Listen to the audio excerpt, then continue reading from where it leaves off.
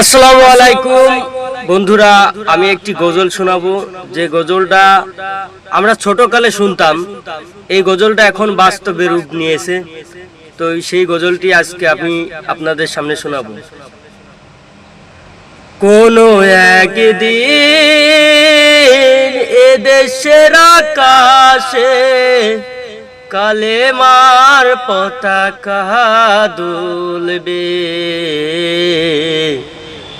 সেদিন সবাই খুদারি বিধান পেয়ে দুঃখ বেদনা ভুলবে।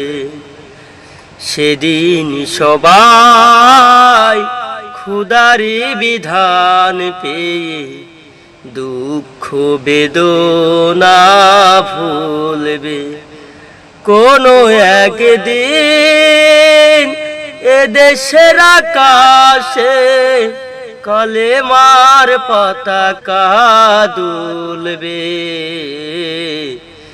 সেদিন সবাই খুদার বিধান পেয়ে দুঃখ বেদনা ভুলবে। কোনো একদিন এদেশের আকাশে কালিমার পতাকা দুলবে।